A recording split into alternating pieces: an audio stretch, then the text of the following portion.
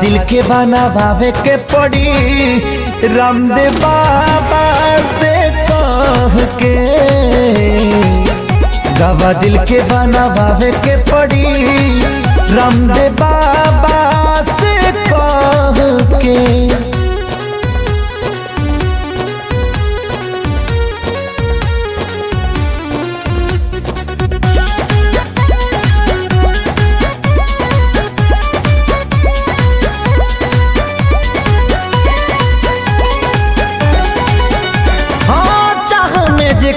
तबाह भइल जिंदगी जिए मरे से बेपरवाह भइल जिंदगी। चाह में जेकरा तबाह भइल जिंदगी जिए मरे से बेपरवाह भइल जिंदगी। जेकरा खातिर सब कुछ कइनी ओकर नजर में बाबुर भइनी।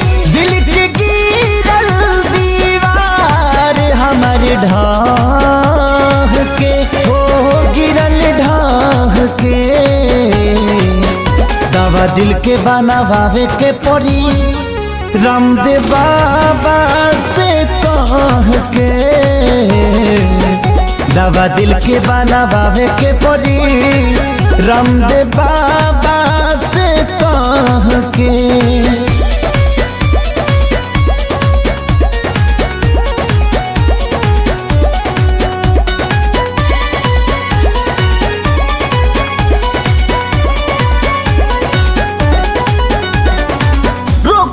ऐसन वियोग के धरैलस जहर भी खैनी असर नाही कैलस।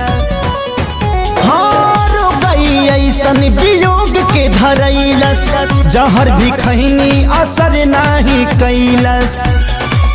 मरता ही मर ना पाई जिए देवे ना जुदाई। याद हलचल आवेला रही राह के हो आवे राह के। दवा दिल के बनावे के पड़ी रामदेव बाबा से कह के। दवा दिल के बनावे के पड़ी रामदेव बाबा